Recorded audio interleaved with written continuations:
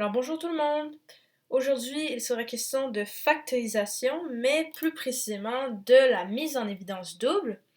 Alors la mise en évidence double, quand il faut l'utiliser, un bon indice, c'est quand on a quatre termes, mais pas seulement quatre termes, mais des termes qui ont des diviseurs communs 2 à 2. C'est-à-dire que, en fait, c'est comme si on faisait une mise en évidence simple, mais deux fois.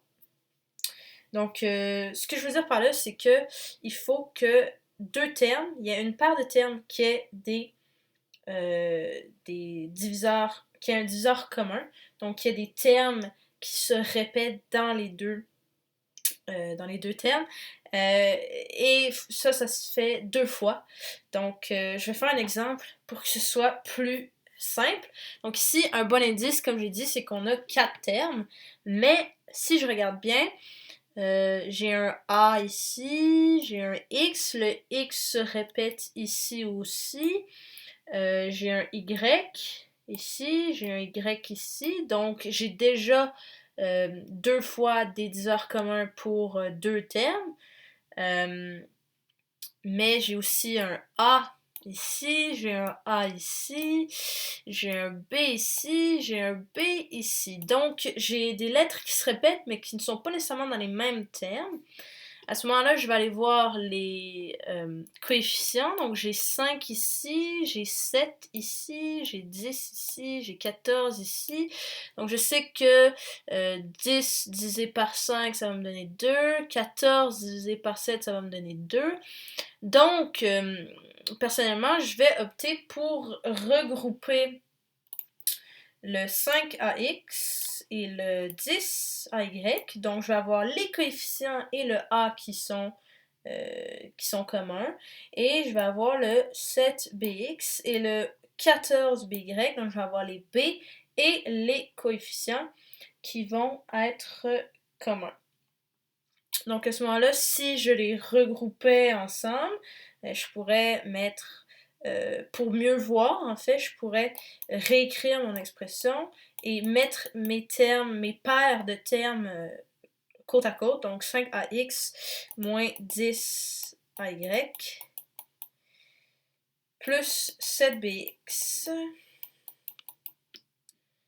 moins 14BY.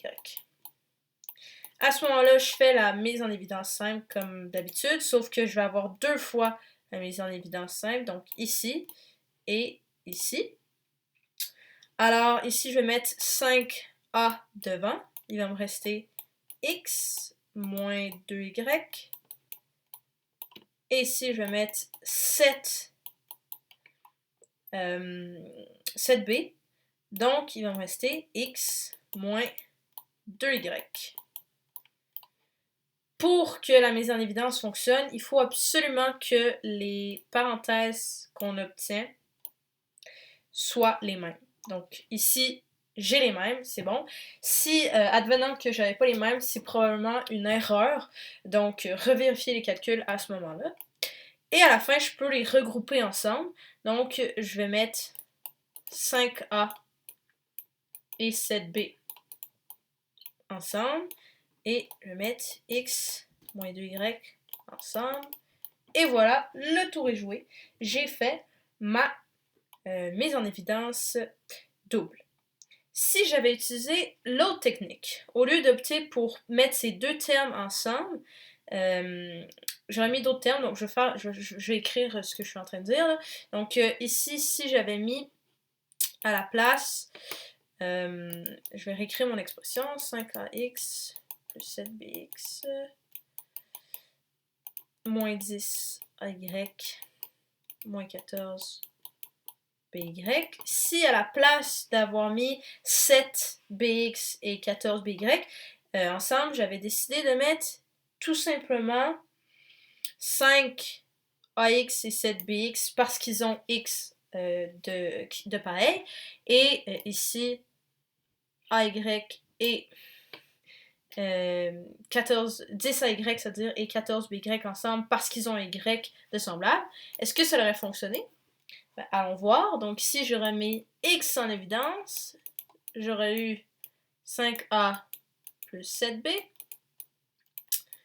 Et ici, j'aurais mis moins. Qu'est-ce que j'ai en évidence? Je peux avoir un 2 en évidence et un y. Donc, moins 2y fois 5a plus 7b. J'ai bel et bien les deux mêmes parenthèses, donc probablement aucune erreur de calcul. Et je regroupe ensemble, donc je retrouve 5a plus 7b fois x moins 2y. Et comme par magie, ce que je retrouve ici est exactement pareil à ma première technique. Donc ça, c'est une preuve que ça fonctionne peu importe quelle paire de termes on décide de choisir. Et on obtient la même réponse à la fin. Donc voilà pour la mise en évidence double.